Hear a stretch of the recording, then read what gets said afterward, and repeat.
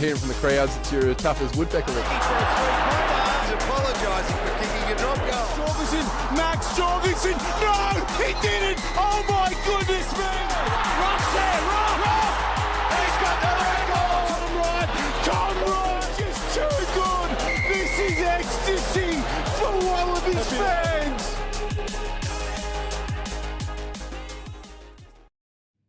Well, ladies and gentlemen, it is that time of year again. We are about to hit the international season, and it's only March. This is the opportunity we've got to have Maya Stewart, current Waratah, Wallaroo, and newly minted Aussie Sevens player to the podcast. Welcome, Maya. Hey guys, thanks for having me. Well, let's start there with the Aussie Sevens. That's been a little bit of a change up for you in terms of your preparation for the international season for 2026. How did that whole come about? I guess I just came away from the World Cup and I had a little bit of work to still do with my knee, I guess, keeping that tidy and sort of rehabbing in at RA and speaking to Dolly, actually, Tia Hines, and I was like, I'd be keen to have a run around with you guys, like just train and whatnot. And I didn't really think anything of it. And then I spoke to Walshy and he was like, do you want to come and train with us? And I was pretty keen and I was like, yeah, absolutely. Really enjoyed it, obviously. Spent a fair bit of time in like a bit of a sort of a prehab, like redoing my body and getting things right. And then they got me on the paddock and it was unreal. How did you find the sort of the transition from the 15s into the 7s? Like obviously there's more space, it's a little bit more fitter, but how did you actually find your game adapted to that format? I think like growing up, 7s was obviously what I fell in love with. Like that's what brought me across to rugby. I grew up watching a lot of footy, like all my siblings and my dad playing rugby, and I'm one of 5, so I was the last to actually take it up. But started in the 7s format and really enjoyed the A-on-7 circuit that used to run. That's probably where it started for me, and then was kind of picked up there. I think Johnny Manenti was around the program then, so spent a little bit of time in and out of there. But my dad actually was like, you need to play 15s, like you'll learn the laws quicker and like it'll just all make a whole lot more sense to you. Like 7s is so fast when you're learning and it doesn't really, I don't know, it doesn't resonate with you. It happens too quickly. So I guess it wasn't unnatural to me because that's obviously where I sort of began and came from a touch footy background, but definitely like spending some time away from that and coming back to it was like a shock to the system, but probably one that I really needed and enjoyed. Like I sort of touched on it a bit before, but I guess when you're in a 15 system for a bit of time, you kind of lose a bit of that like instinct and like running freely with the ball in hand. So it was really nice to get back to that. And I sort of felt like a kid again. Like it was unreal. And some of those girls, like when I first started playing back in 2018, we're in our World School 7s team. So I guess to like reunite with them again was really cool as well and see how far they've come. It was like, I guess like a really wholesome moment too. Yeah. Yeah, fantastic. Well, in the men's game, we saw towards the end of last year or the year before, Michael Hooper from the Wallabies trying to make that transition across the 7s and hit and miss, didn't quite go to plan, and he didn't quite make the Olympic team that he was hoping for. You had much more of an impact when you came in and you scored a fair few tries. And if I remember correctly, I think you scored off your first touch in your 7s game. How did you find the actual experience of playing on the field? Like, like when we think about it, you're probably one of the first international 15s players who's made the transition across into 7s. We've seen some of the 7s girls come across for the Wallaroos in the past, but you're the first Wallaroo that's made the transition across, and you made it look really seamless. Yeah, I think it's really important for us, I guess, as 15s players to not sort of forget, I guess, people like myself and Desi and Wyadia Ellis, Caitlin Holst, G. Fred, one of our greatest Wallaroos who's obviously come from a 7s background, to not forget that, we play 15s, but there is that side of the game as well. And I think we heard so much chatter around, the 7s coming in, which was very welcomed. Like we were all stoked about that. But I guess not much of the conversation was really going the other way. And it's probably something that I guess played on my mind a little bit. Like, I wonder if I could, go in there and train and see how I go. So I think like we all kind of grew up playing sevens, and to be able to like not fly the flag, but just be like, to bring the two programs together and to make us stronger as a whole is obviously what we need as a nation. So I guess rolling into this 29 World Cup, looking at nations like Canada, New Zealand, England, all of those nations seem to be able to get the best of both worlds and have their girls, be playing both and available in really important years. Like we saw Ellie Kildun and Meg Jones obviously play for Great Britain in the recent Olympics, which is really cool as well to see those girls in there. But I think for us to get better as a nation, obviously within our 15-a-side space and in our 7 space too, like we've been unlucky at, the last Olympics and obviously the cycle before that too. I think it's not really to iron out the creases, but to bring it together more and make us a well-rounded product. I think it's so important that girls are available for both codes. And I think, like, for me, it was great to get back to that athleticism, like, working on your footwork, your one-on-one tackles, just like the fundamentals of the game, like groundwork, stuff like that, passing. And then girls coming across, obviously, this weekend we've got Sid and Pip joining us, which is so cool, making their debuts. But learning, like, rugby and understanding, like, I guess, a bit of gameplay and manipulation and sort of how you create pictures and whatnot. Like, I think it's so important for us moving into 29, and we'll see that CBA change, I think, this year. So hopefully that will bring the two programs together and something really exciting will happen out of that. So does that mean that there will be a little bit more crossover? So will we see you pulling on the Aussie Gold Sevens jersey again this time, sometime in this season?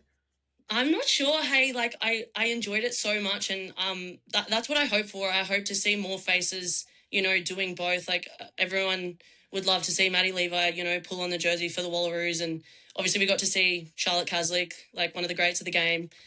Tia Hines come through, really cool. Like grew up playing with her, just like girls like that. I think we've got a home World Cup in 29, and obviously the goal for the girls at 28 is to win that gold. So 100%, if we want to take out those, monumentous events, we need to have us combining and coming together. And I also think, just being a part of a full-time program, like being able to come in there and be a full-time athlete from the hours of, say, 7 till 3 was so rewarding. Like that's probably something I've always wanted for myself. So to be given that opportunity was just unreal. And that's what I hope to see for us in the 15-a-side space.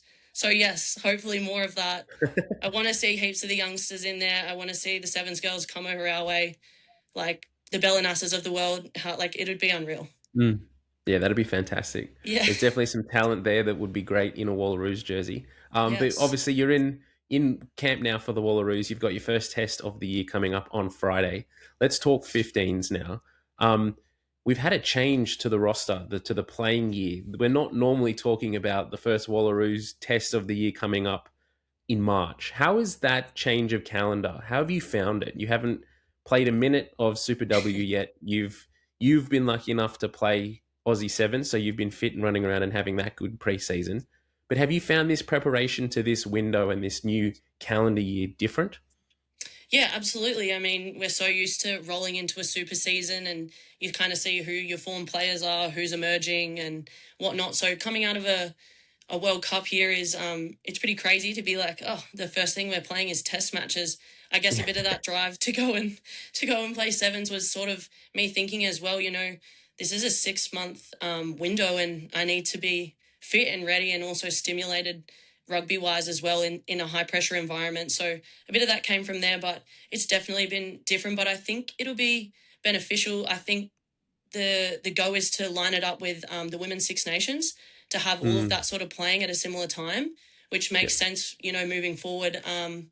It'll be interesting. We'll line up as well at the same time as Rugby League, which I think, it'll kind of, you'll have, as the game progresses, like people will have to make decisions, whether they want to be, playing over here or over there, which I think is exciting as well because it'll breed, talent and drive and competition and whatnot. So it's definitely been different. Like it's been weird just being in like a preseason block for so long. Like we've obviously played some internal trials, but nothing quite like is going to emulate a test match at the end of the day. So we've been working super hard. The girls have been, obviously while I was over in sevens, I know they've been getting flogged like a fair bit, and I came back and experienced some of the flogging too. So we're working super hard and we're really excited. I think keen to play at home as well so early on in the year. And I guess for people who enjoy rugby, how exciting, like the first thing you kind of get to watch this year is a test match. So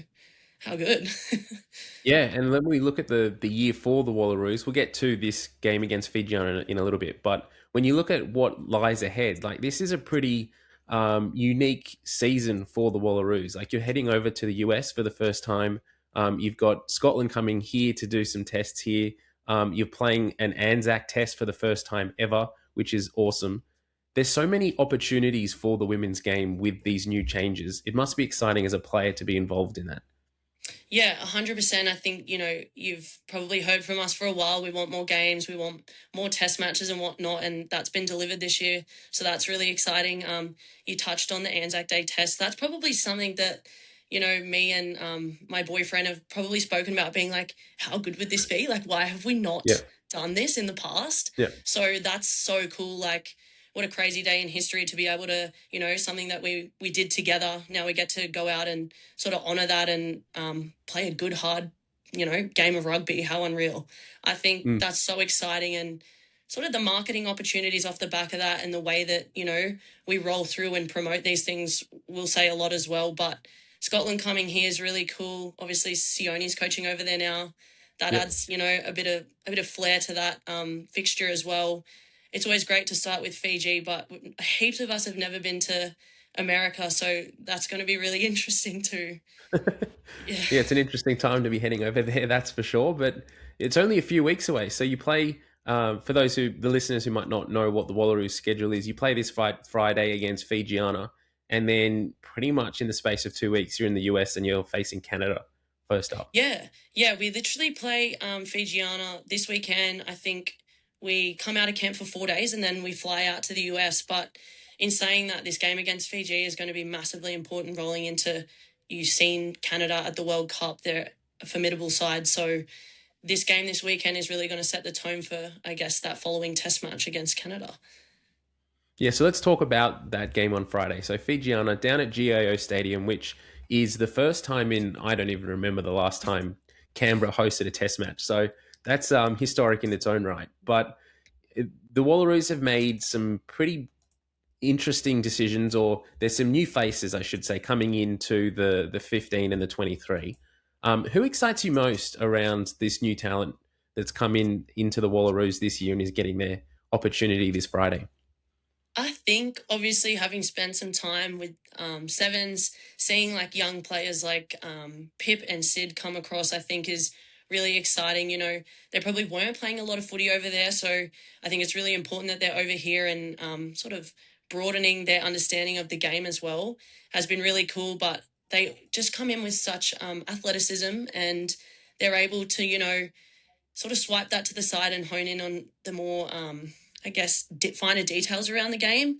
We've got Lily Bone on the bench too. She's an exciting young back rower who is actually quite athletic as well, and obviously is going to be the hometown hero debuting, which is really, really cool.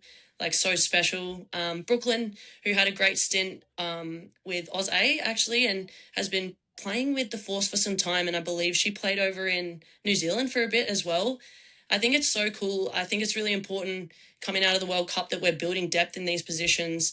I think as well, like, an opportunity for, I guess, some senior players, second World Cup, first World Cups, rolling into this test match to sort of stand up as, I guess, some seasoned players and show what we're about. But yeah, definitely excited for all of them. It's so good. And you've also got your Waratahs teammate, Britt Merlo, making her potential debut. Hopefully she gets on on the field, which as a hooker, no doubt she will. I'd be very surprised to see Talakai play 80 minutes, but hey, don't count her out. Super exciting for Britt. She actually joined us in WXV 2024 and was ruled out with a pretty serious neck injury. So it was kind of bittersweet for her at the time. You work so hard to be a part of things like that, and it's almost like it was right there for her and it was taken away. But that's unfortunately the nature of, I guess, our game and the sport that we play. So to see the sort of hard work that she's put in, and she's sort of fallen in love with the game again. I guess injuries take you on massive roller coasters, but really excited for her. She's someone who's been around for a bit of time, and I think she was a back rower at one point and might have even played in the backs, but the forwards always seem to have the last laugh. So that's where she is now. But yeah, so excited for her. Hopefully, she'll be able to implement some of those back rower traits that she has and come on and just enjoy the moment. Really, really happy for her. That's been a bit of a grind.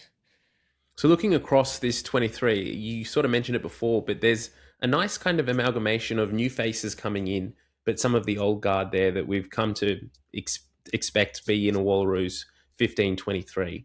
How has that been spoken about by the coaches or by the selectors of how they wanted to approach this first game against Fijiana?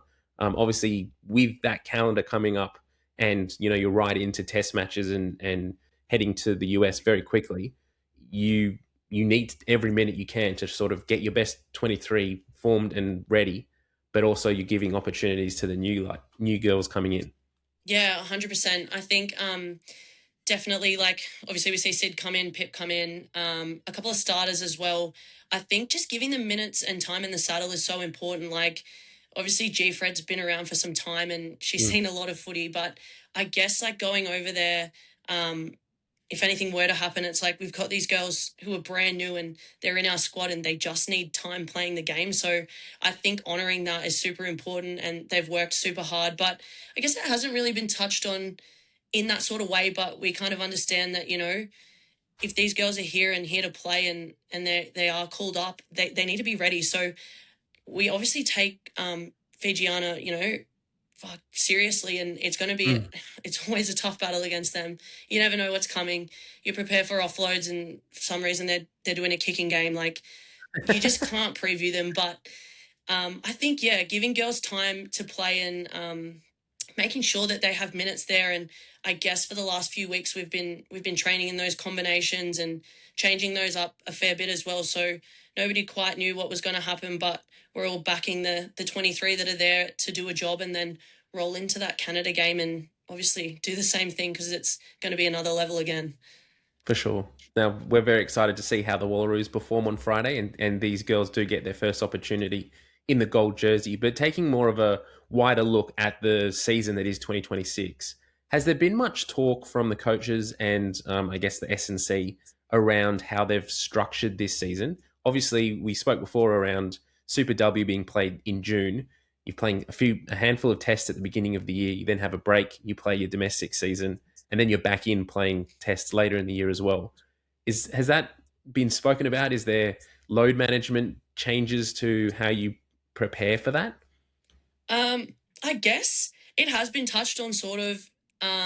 We've obviously got, like you said, Super is literally approaching straight after this Pac 4 season. So for those who aren't selected and are back in our states, they're in a preseason right now.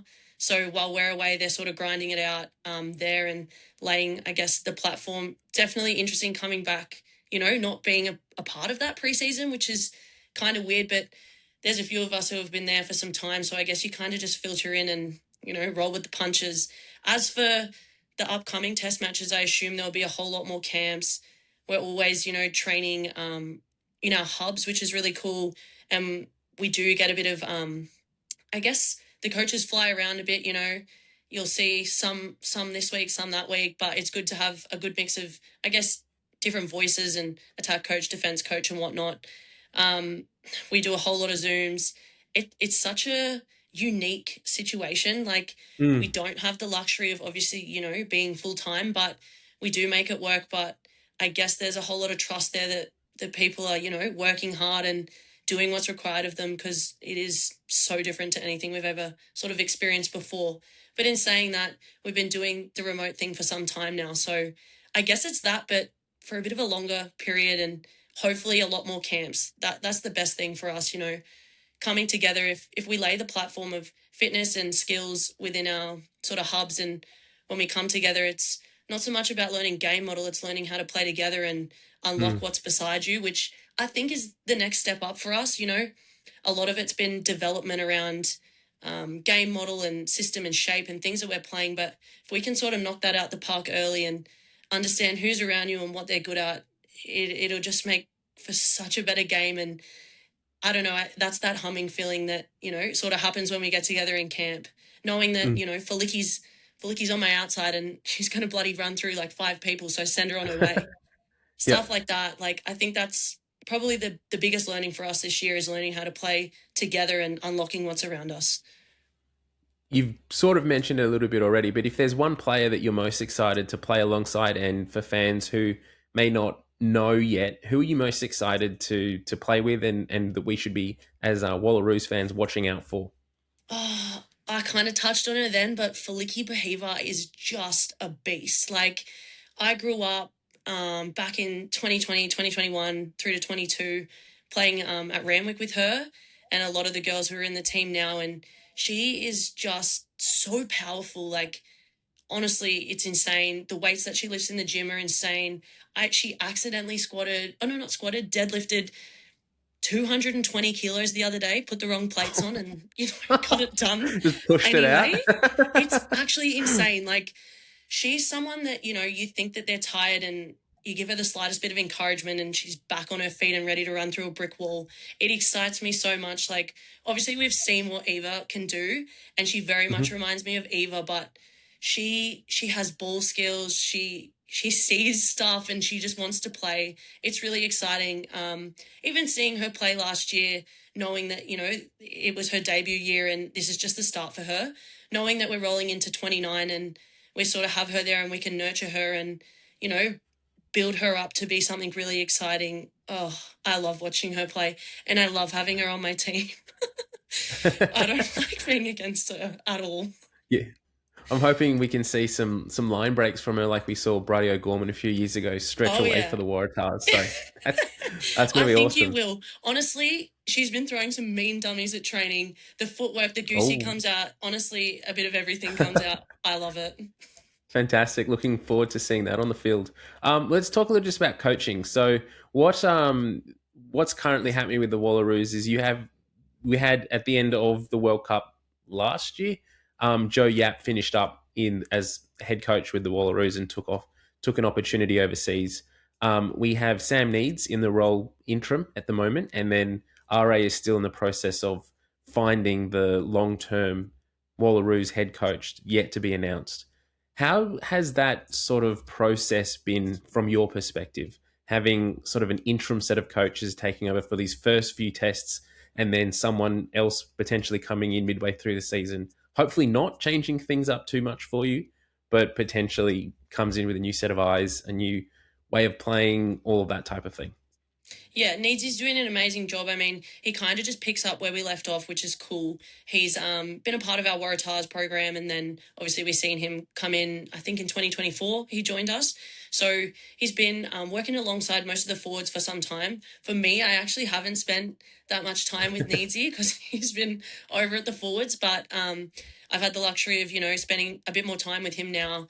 I don't know. It's interesting. We kind of just push that to the side right now, I guess, because it's test season and that's our main focus. But I know that, they'll be working hard and there's a lot of stuff going on in the background to sort of tee up what that future looks like. And I think it's really important that it starts now and that process is happening because, by the time you know it, you're 2 years away, you're 1 year away, and then bang, we're here at 29. So I think a good amount of continuity there as well, like, with the group and having some familiar faces around, but I think as well, just something I guess is like, I don't feel we need a full-time coach. We need a professional coach and someone who understands the women's game from talking to lots of different people and sort of, I guess, developing my own understanding. It's one thing to sort of remodel, I guess, the men's game and the way they play, but we literally have different skill attributes. We're different sizes. We don't feel the field the same way.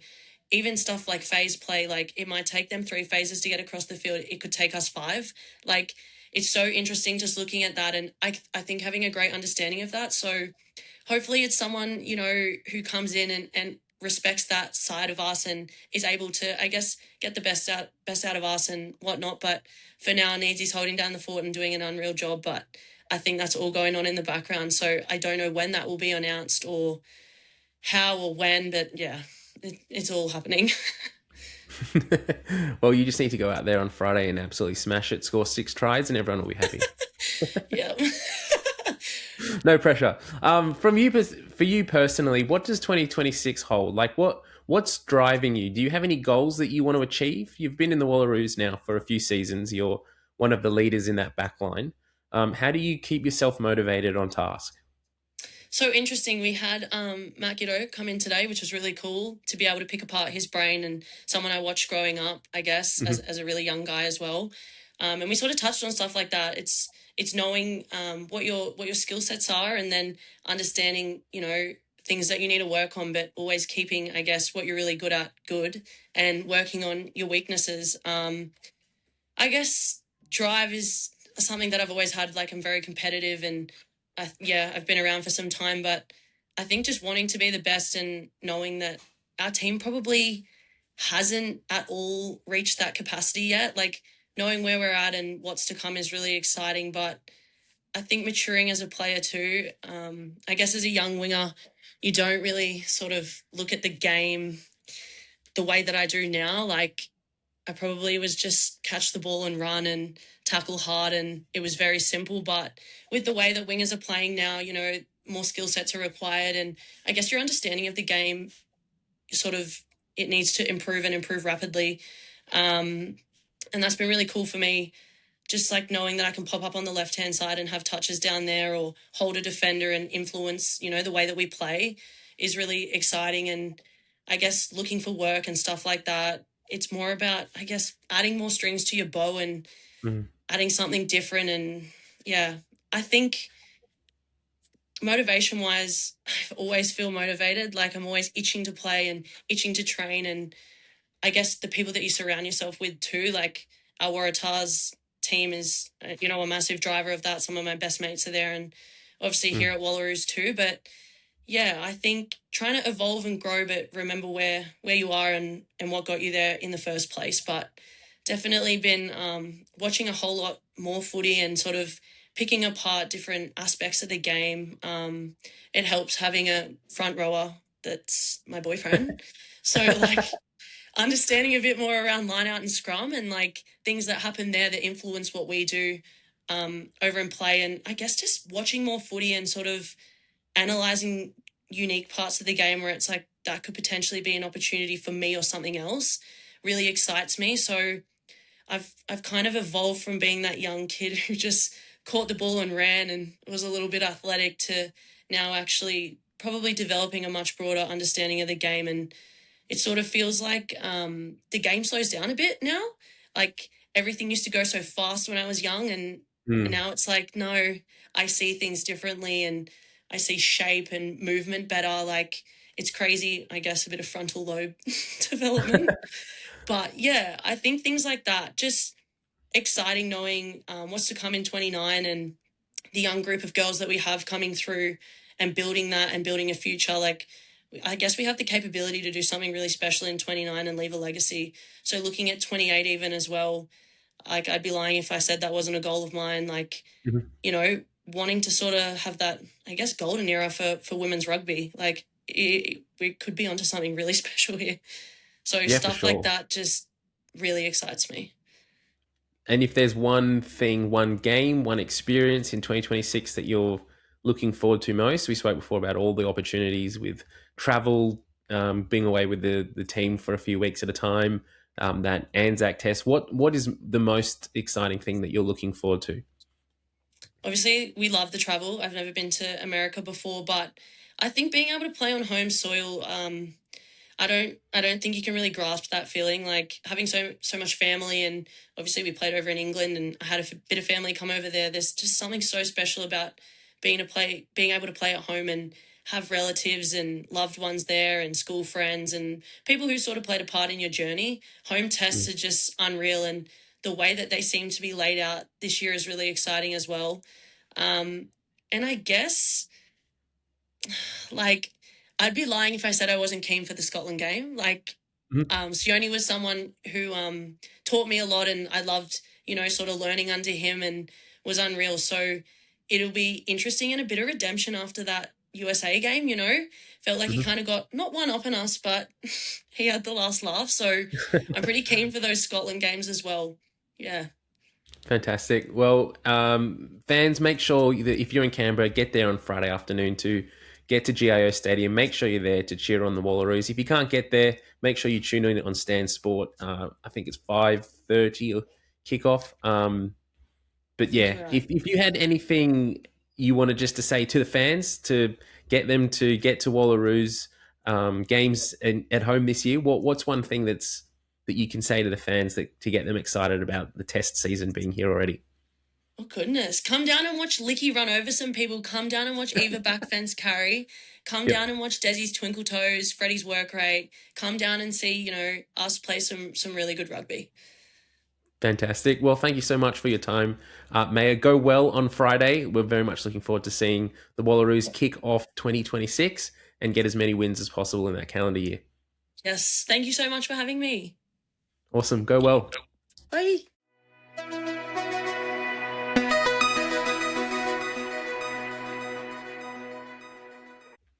Welcome back to Scrumbags Extra Time. This is your second dose of rugby coverage for the week. Now, if you are tuning in on the main feed, welcome. This is your freebie this week. We normally charge a little bit of a premium on our Patreon for these extra content episodes.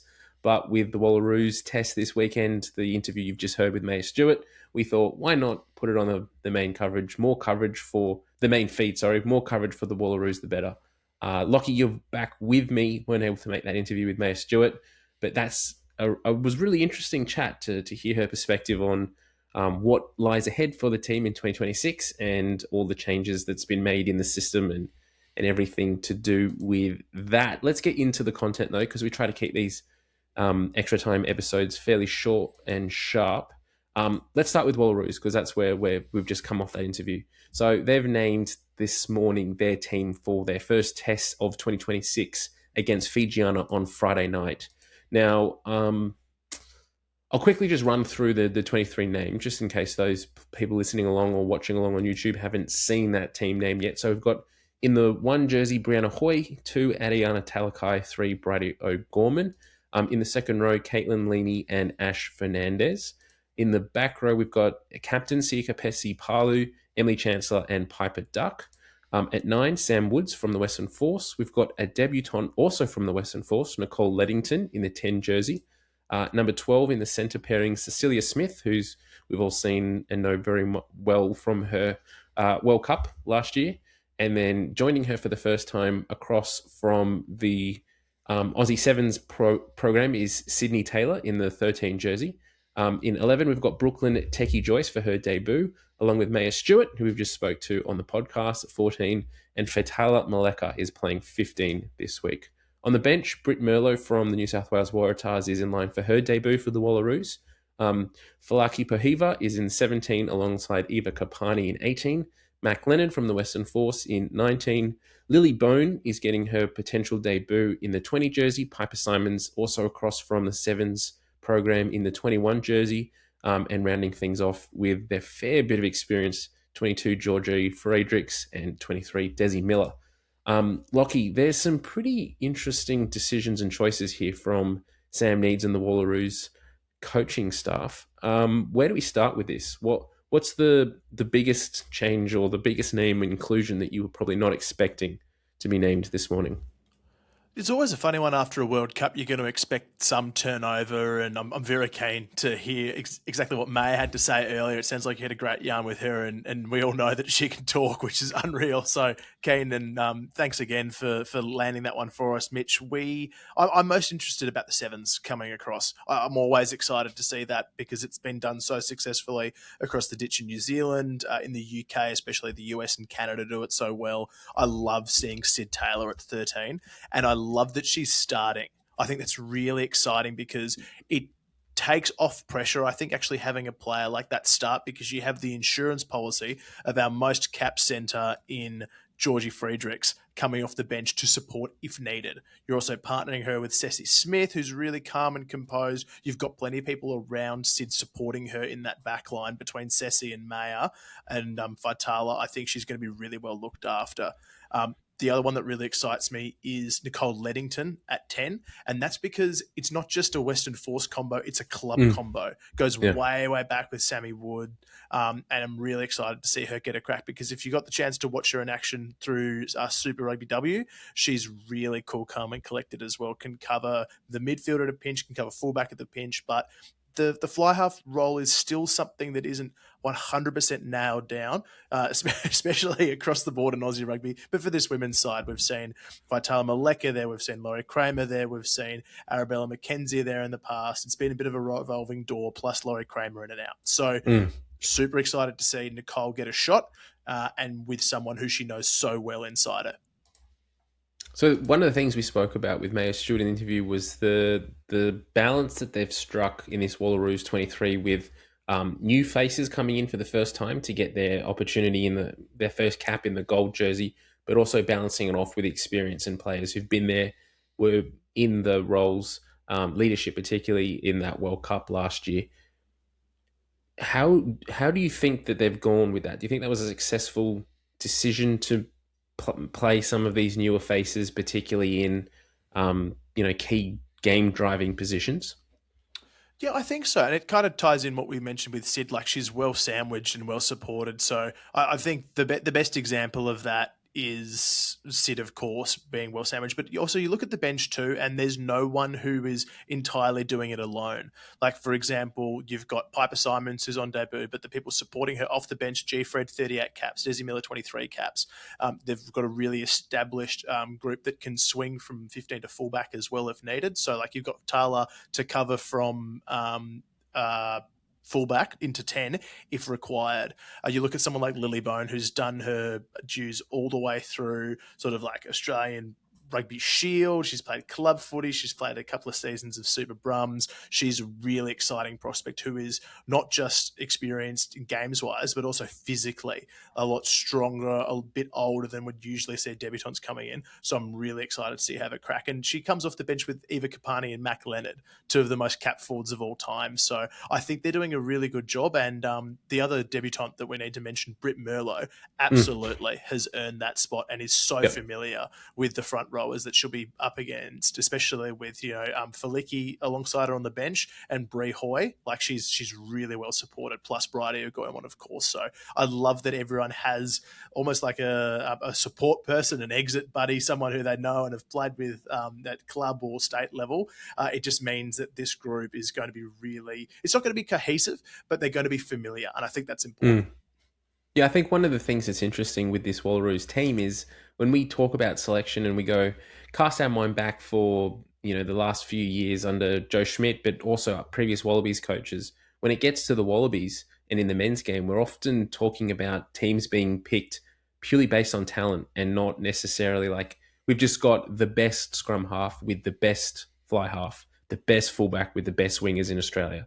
We don't necessarily select with a Brumbies centre pairing with the Waratahs fullback and wingers. Like we don't seem to do that. Whereas it's actually refreshing almost to give these new players the opportunity to go into the test arena with players they're familiar with. We're not throwing in new combinations and expecting it to work. And if we take the Wallabies as an example, it hasn't. Yeah, it's a funny one. Like it goes into that whole cohesion access. You'll hear Ben Darwin talk about it at the time. You hear our mate Fergo talk about it. It does matter. The great combinations have always been the cornerstone of great teams. Think the 9-10 Bernie to Gregan. Think the amazing Nonu Smith axis. Those things matter, and I like that we're showing some signs of that consistency through the Wallaroos squad while still bringing in the next generation, because we have lost players.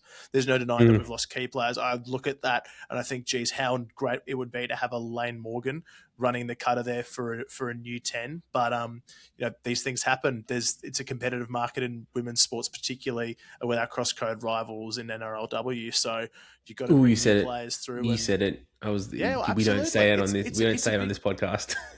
It's a serious problem. It's a big deal, and the fact that like Sammy Wood now gets a crack to establish herself after being sort of the chosen one at 9 from last year's World Cup, there is space there for the next halfback to be pushing her and going for it. And Piper Simons, you've watched a bit of sevens too. She can throw a mean pill both ways. She's got great pace, great one-on-one tackling. I think she's going to be a huge asset coming off the bench. And I think one of the biggest things from this team is that, and we spoke about this with Mayor Stewart, is that the Wallaroos play their second test of the year in 2 weeks' time. Like they head to America to play Canada. And so we know what Canada can do. They made a World Cup final last year and pushed England. Like they're not easy beats at all.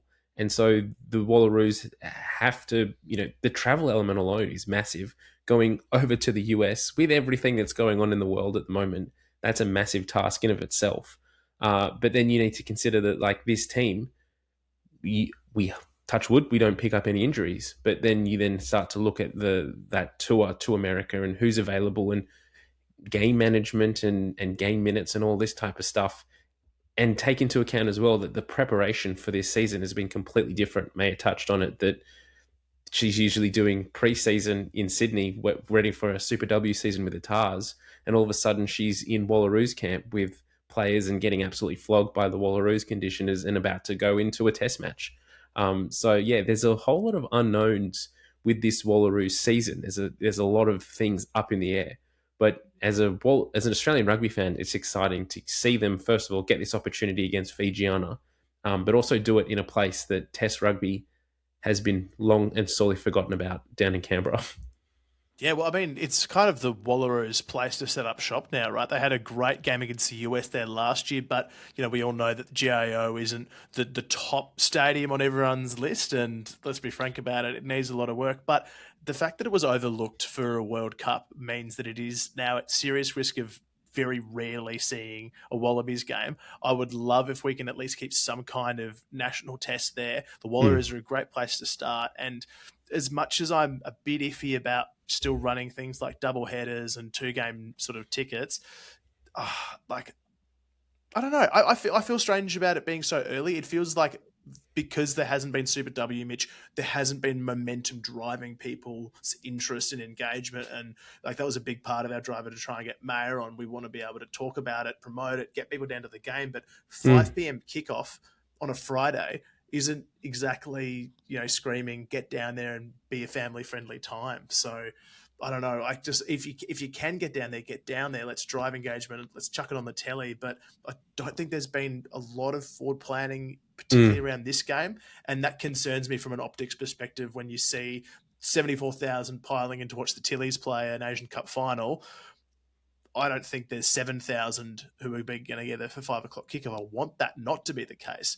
But it feels like there's been a missed opportunity to really grab our limelight as the first winter code that's pushing internationals this year. And let's call a spade a spade. The Wallaroos, unfortunately, will be lucky to play in front of 700 people on Friday. Like that's the reality. I don't see many people getting down there. Like the Brumbies played that incredible game last week against the Chiefs, with James Slipper getting his 203rd record-breaking cap in front of 7,000 people. The Waratahs had double that at Allianz Stadium on Saturday night, and we know how badly they've been going. So it probably is, like we talk about optics, it probably is just a situational it's a situational environment. What's the word? It's just the situation that Rugby Australia's fallen in. I'm sure if the Waratahs were playing a home game in Sydney, they would have much preferred to have played the game there. But the reality is there's only one home game on the East Coast this week, and that's on Friday night in Canberra. So you sort of try and save as much money as you can by playing a double header and not hiring out North Sydney Oval or Leichhardt Oval for a test match on Saturday night, as much as Wallaroos fans would love to have seen. That doesn't sit right with me, though, Mitch. No. We were talking about this off air. There is a national high performance centre in Brisbane. It was dubbed the home of the Wallaroos. There is a Wallaroos change room that's built for them, with them in mind, their posters on the walls, their decals all over the doors. Why are they not playing the opening game of the year there as a standalone fixture in line with the first round of club footy? Because Brisbane Rugby or Queensland Rugby's charging them to use their stadium, and you charging them to use the facilities. That's just, I mean, if there's a villain out of all of this, it's QRU.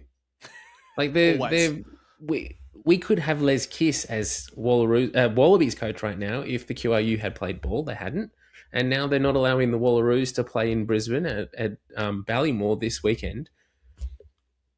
The narrative writes itself. It would be such a cool thing for and this is from a very selfish perspective, being up in Queensland, but you do a double header with a Hospital Cup game or a Founders Cup game, so the Queensland Premier Women's Comp, and you run them as the curtain raiser for the Wallaroos Test match at Ballymore. You have the whole club crowd down there. You're feeding into a Wallaroos Test match against Fiji. You would have an awesome crowd there. And instead, it's an afterthought at 5 o'clock at GIO Stadium, and that doesn't sit right with me.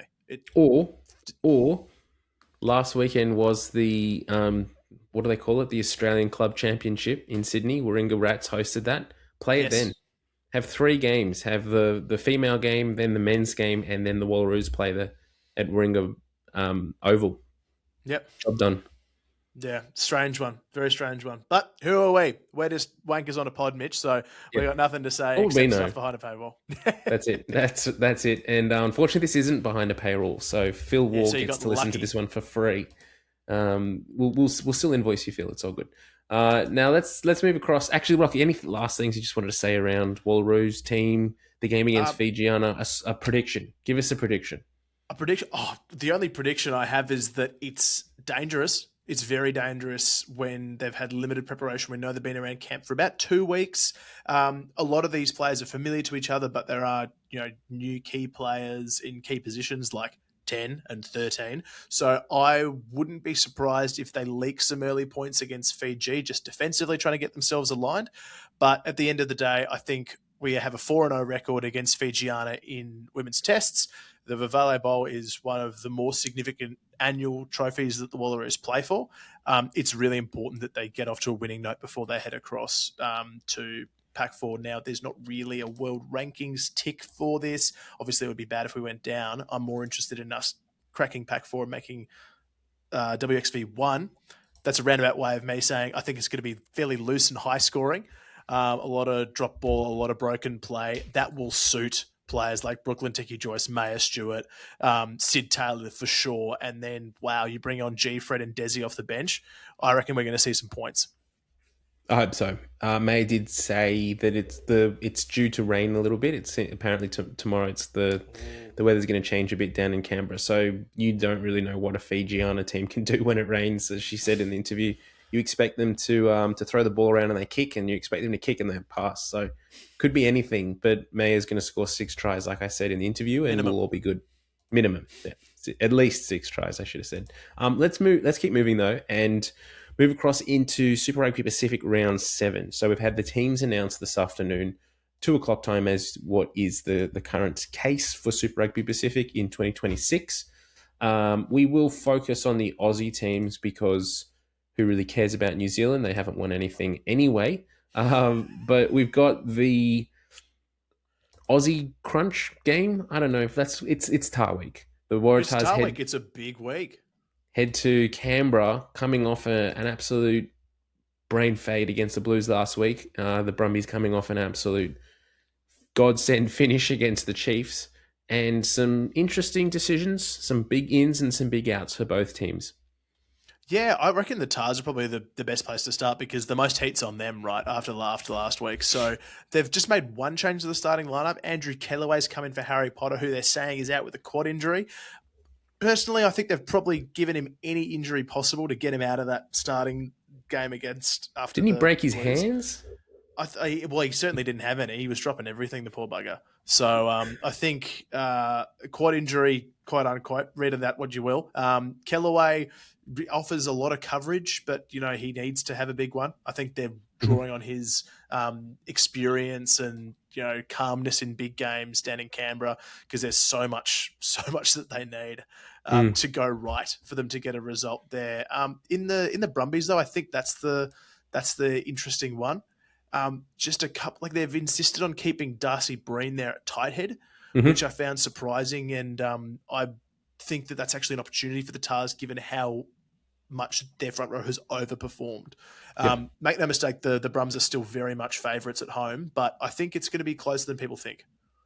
Oh, I hope so. I really do hope so. Back on to the Tars just for a moment. They've gone for the second week in a row, and last week, a little bit of an asterisk around that. They were forced into a late change with Charlie Gamble being removed and... not Charlie Gamble. Tristan Riley being pulled out late, and Angus Scott-Young coming into the 21 jersey. This week, they've continued that 6-2 split. So they've got Angus Scott-Young in the 21 jersey with only Teddy Wilson and Tristan Riley in the back coverage. Hopefully that doesn't come back to bite them on the butt, because that is one thing that this Waratahs team in 2026, if anything, coverage across the back line's been pretty poor. It only takes one play to go down in the warm-up, and it throws your whole game plan out. So it is good to see Charlie Gamble back. The more minutes we can see Angus Scott-Young get on the field in 2026, I think is a good thing for Australian rugby. So hopefully he can put in a big shift like he did last week. Didn't probably have the standout moments that we've sort of come to expect from his time at Northampton, but he is coming off a face injury that we've spoken about at length, and then the quad injury that he picked up in pre-season as well. So interesting to see how the combinations do go there. Andrew Kellaway, I think, adds a little bit of assurancy for Sid Harvey at the back. Sid looked good last week, had some nice involvements and injections into the game, but having someone like Andrew Kellaway just to calm the nerves and tell him when to hit the line and when not to is going to be a good thing for him.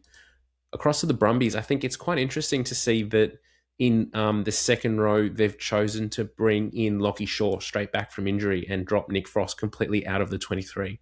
We spoke on the pod on Sunday about how, a lot of people were calling for Nick Frost to be included in the Wallabies second row stock combination at the start of the Rugby Championship / Nations Championship later this year.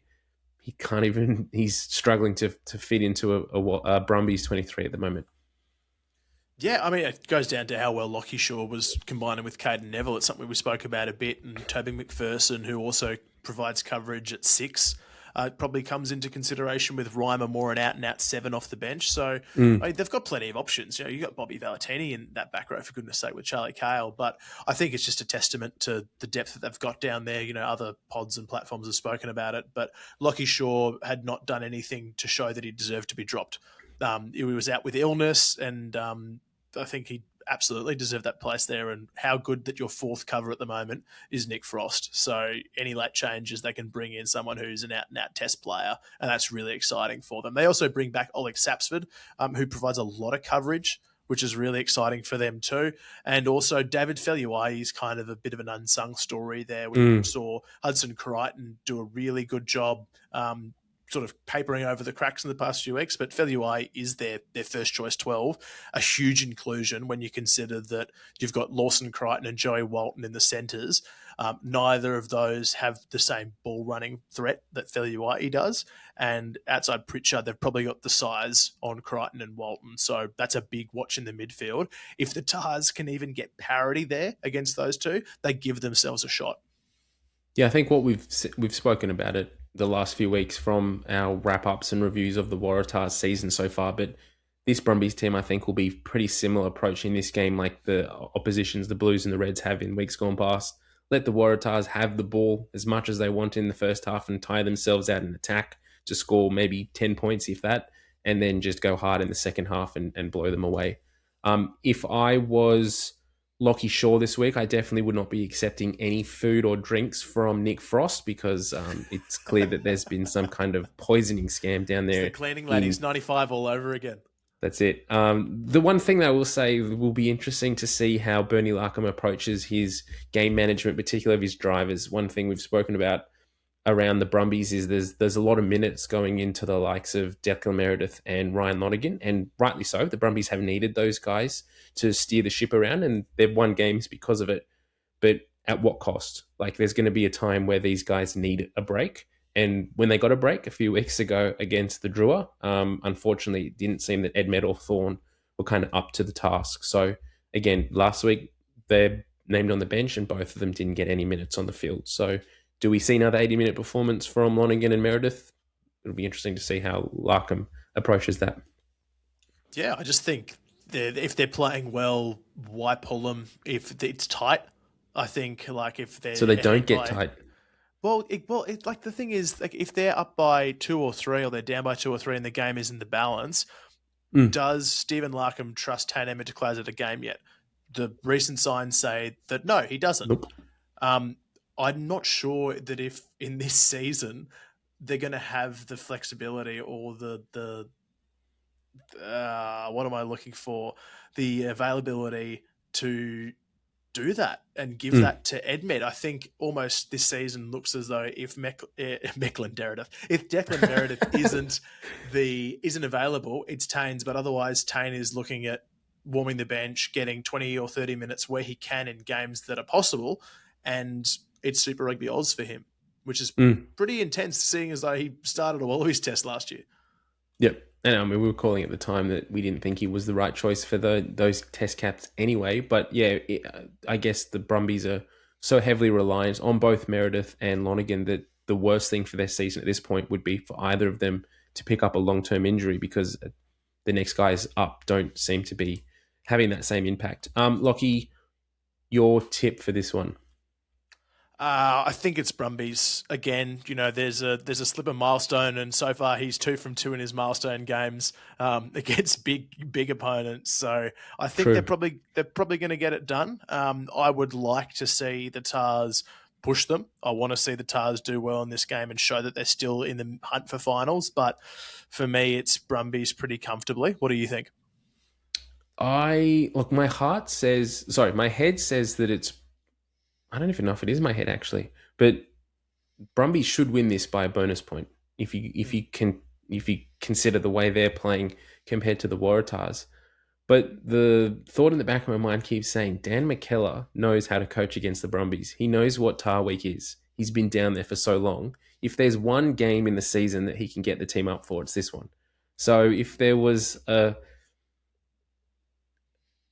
week to roll the dice and to say that they're going to get a win for nothing, this is it. But I also kind of want to hold that thought back for Super Round in a few weeks in Christchurch, because the Waratahs, for whatever reason, have quickly become the Crusaders' bogey team.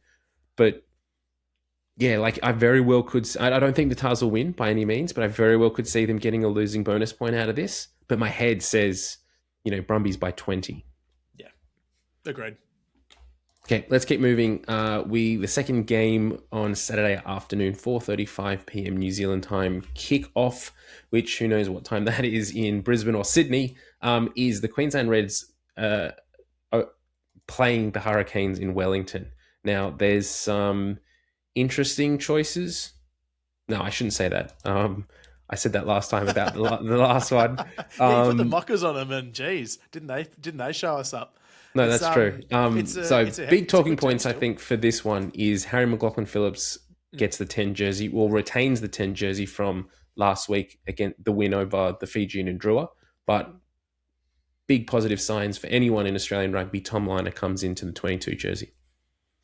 Yeah, and firstly, before we talk Tommy Liner, we mentioned in our Sunday pod, McLaughlin-Phillips played the lights out against Fiji. He was really good, so makes perfect sense to retain him and keep those fledgling combinations going at the back. You've still got Wilson there backing up. Louis Wirchon, who played a really key role in closing out that game, partners McLaughlin-Phillips, so watch that.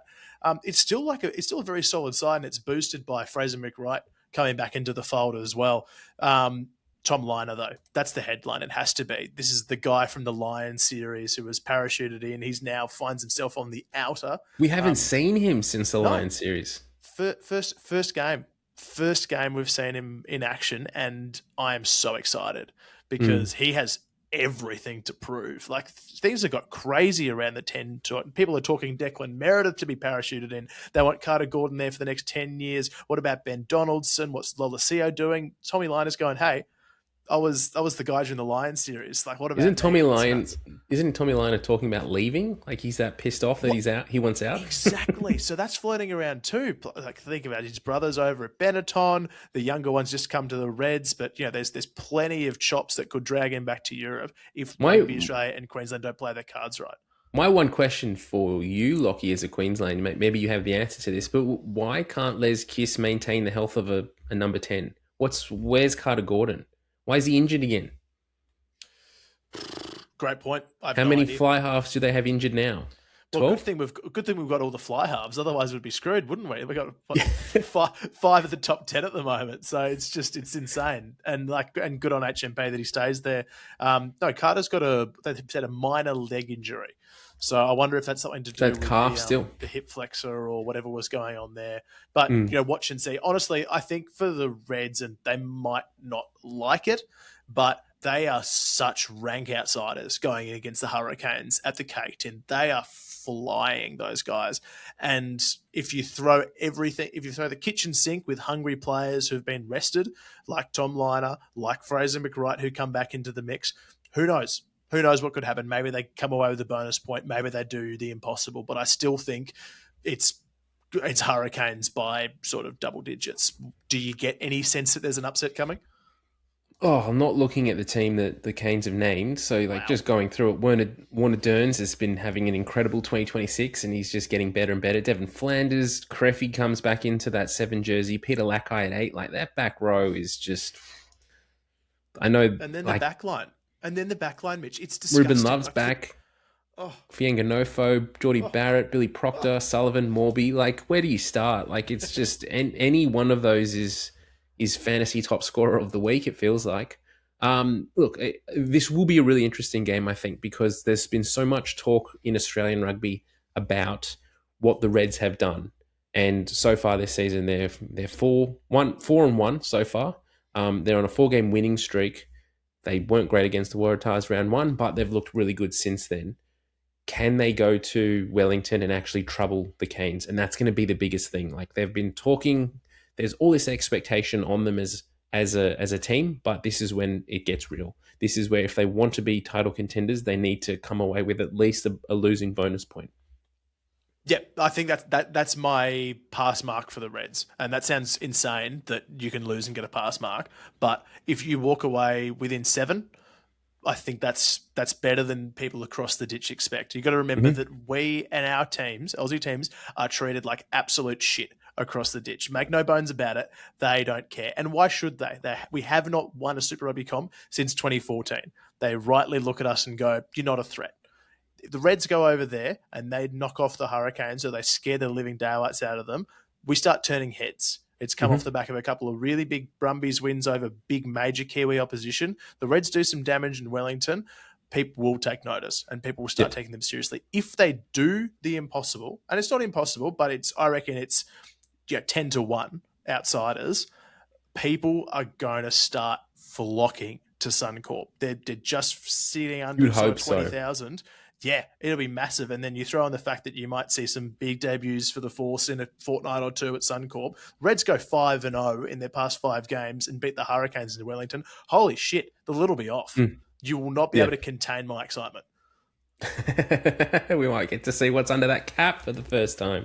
It's short hair. Ooh. What's your tip though?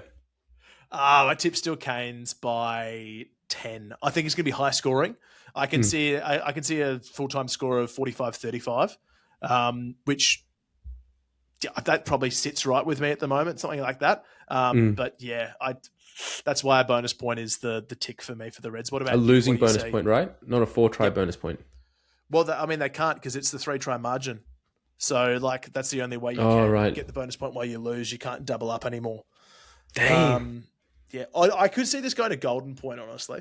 So let's I could see the Tars game going. I feel like the Tars game, if there's one, it would be that. Oh, I'd like that too. I like some Golden Point. We need a bit of Golden Point. I haven't had any this year, but been yeah, so it's long. a 10-point. It's a 10-point buffer for me in favour of the Canes. What about you? Yeah, I'm feeling 12, I think, for the Canes. That feels about right for me. So let's see how they go. Blues Fiji in Drua. That in Auckland. Just a tip on that one. Blues by plenty. Yeah, I think we've seen so far this season that the Drua have struggled to travel, and so I think with the Blues coming off that win last week against the Waratahs, they'll be hard to beat at home. Western Force hosting the Chiefs. Now, this is going to be a really interesting one. The team that the Western Forces has named is probably on paper their best team so far this season, I would argue. With also you've got the Argentinian players. Actually, have they named them? Yeah, they've got Oviedo and got the prop. Nisa on the bench. So you got Yep. Hooker and Tighthead And second. plus. Oh no, they haven't named. They have the Franco second Milano. rower. Yeah. Oh, there I you thought go. he might have been. I thought he might have been on there as well. But regardless, it's a really good-looking side from the Western Force. But coming off the bye last week, we've seen in Super Rugby Pacific these last few years that the teams coming off the byes really do struggle, even if they are at home. The Chiefs have travelled. That game last week against the Brumbies, they're going to be hurting from that. If anything, that might actually spur them on to get a good performance this week.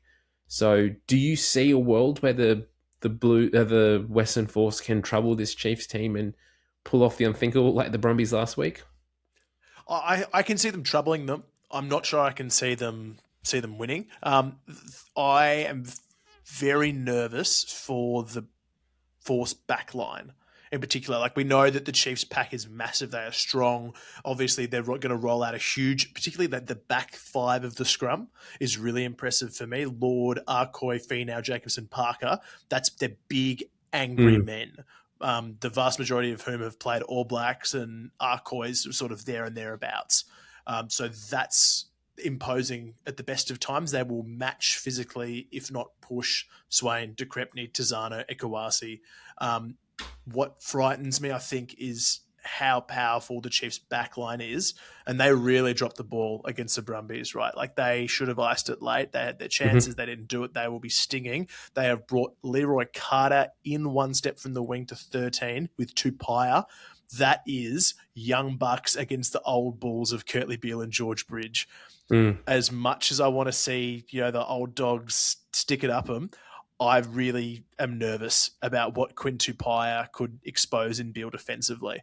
So we need some serious chutzpah from KB this week to keep Tupaia and Carter locked in, and then Nanai Saturo and Narawa are so quick. They're also bringing in Kyron Taumofalau, which is going to be the first time we see him in a Chiefs jersey here in Australia. So they have, we've got speed as far as the Force are concerned with Lancaster, but they have speed everywhere. And I think that this side could run rings around the Force backline. I think from an Aussie rugby perspective, Western Force fan or not, what's going to be really key in this game is to see how the likes of the Wallabies contingent, so Jeremy Williams, Swain's sort of in or out of that, Brandon Pengramosa, Tizano, Donaldson, who else is there?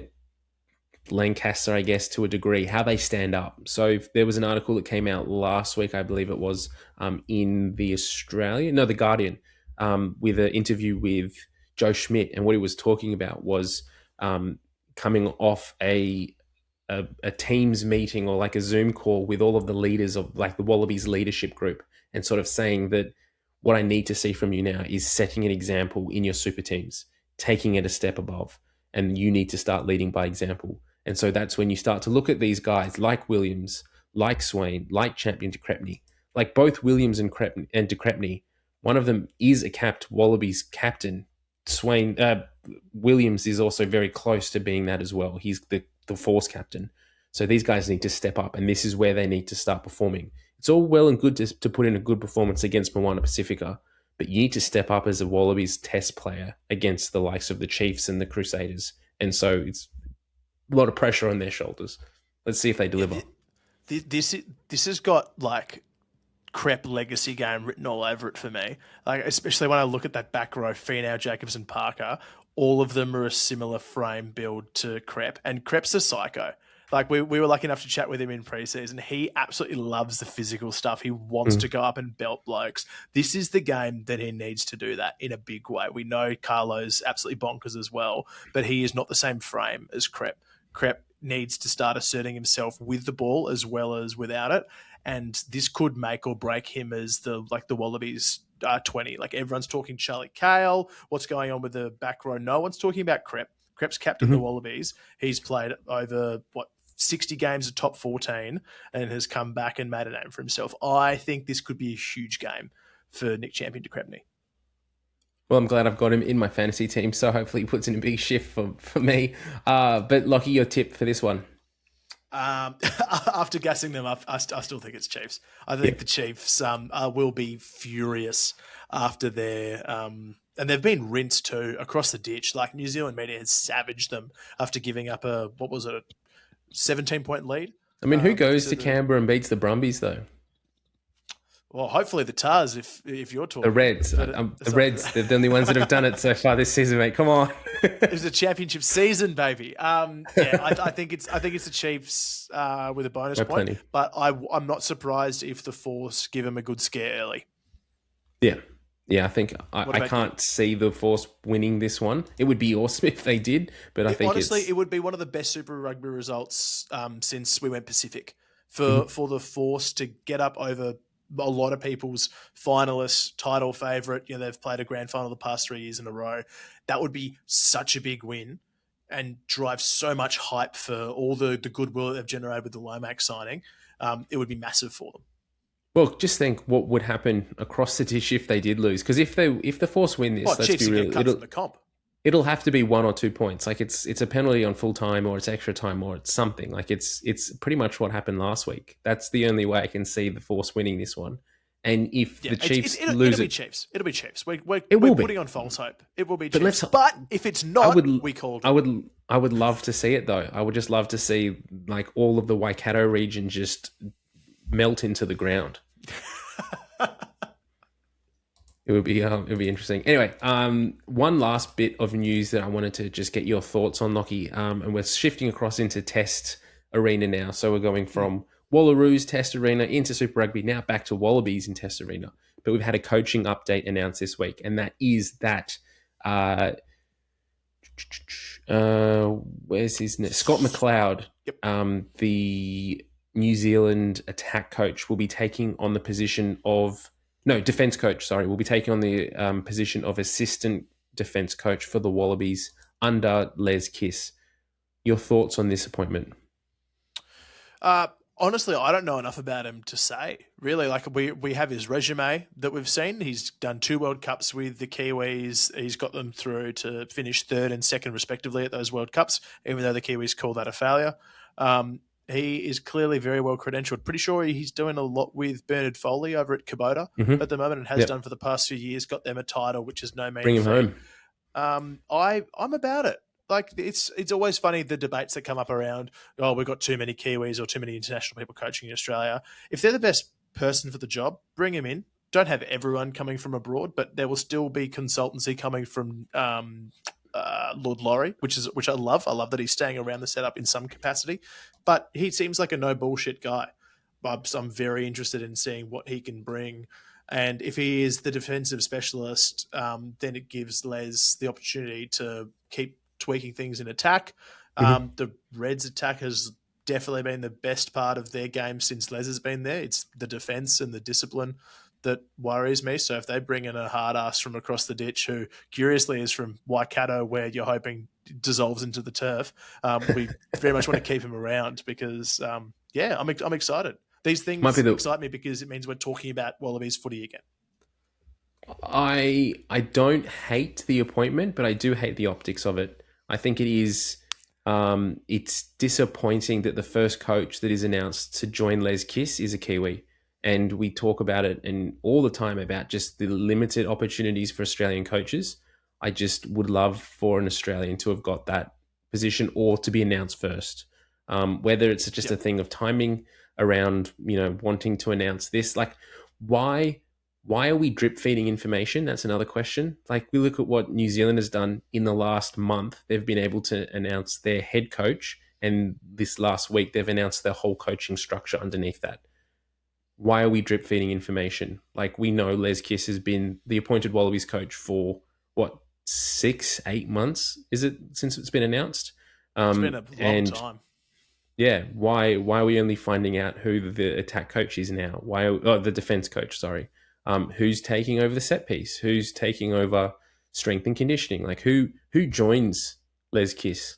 We're not that far away from that being happening. Does RA not know yet? I would love to see more Australians in the setup.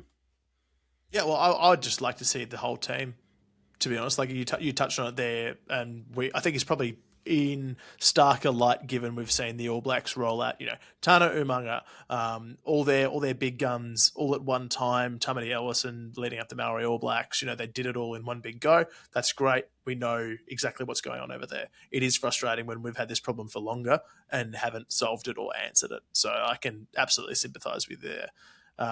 It's interesting. I'm not sure how many of the coaches will start before or after Nations Championship? Do we kind of run a skeleton crew for those 3 tests? And then what does that mean if we drop 2 or 3 of them and are suddenly fighting to stay relevant in the back end of the year? Like, I don't think people realise how soon we are until Nations Championship. We are 100 days away. So if we get caught with our pants down against Ireland in Sydney, Ireland coming off a very good Six Nations, aside from dropping the ball, what was it, first up against France, who went on to win it. Like that, we could be in serious trouble. And we haven't beaten Ireland since 2018. So whoever's thinking this is going to be some kind of fun cakewalk series is seriously misguided. I don't think anyone in World Rugby thinks that any test match at the moment is a cakewalk. Like, on their day, Wales can beat you. Yeah, true. Maybe. Yeah. Maybe that's going beat us. Far. I reckon they could probably beat us. Oh, geez. Anyway, anything else from the world of rugby you wanted to touch on before we finish up? No, I reckon that's about it. I'm super excited to get my ears around what everyone else has just heard with Maya Stewart. So thank you for pulling strings, running the show there. And if you are around Canberra, and you can get there, please do. Get down, get a doubleheader in, support the Wallaroos girls. We're going to try and do some Wallaroos content later on the year. They're floating around in our patches at different times. We're hoping to get down there. And we've got some big announcements actually coming up around Scrumbags events and where we're going to be over the next couple of months. So please, a little teaser, stay tuned. But if you've got any travel plans, I dare say we might see you at a central location. Ooh, I like that. I like that a lot. Make sure you're following and subscribed on any of your podcast platforms. If you are listening to this on our main channel and you're not a subscriber on Patreon, this is the kind of waffle we get up to in our extra time. I must admit, this one's probably blown out a little bit more than what we normally do. We're trying to keep it a fair bit punchier, but no, this is great. This is what you punters are here for. So make sure you subscribe and you've got access to that as well. Keep the lights on. Keep us employed in doing this content for you, and that allows us to be able to hopefully get more interviews and things like we had tonight in the future. Yeah, and shout out to our subscribers too. Like, we are making enough that we can keep our internet bills paid and pay for coffee, which we love. But if there are more subscribers, we get more coffee, and that means more work going into the pod. So think about the life cycle. Stay with us here. And we might be able to actually afford to drive to games. Maybe. Let's not get carried away. A fuel shout out. I don't reckon we're driving anywhere soon. Well, thanks everyone for getting this part of the podcast, and we will be back on Sunday in your ears to review all the content that was what we've just previewed. So Wallaroos, Super Rugby Pacific Round 7, and who knows, we might have another Wallabies assistant coach announced by then too. See you then. Bye. Bye. We're not going to France for the croissants.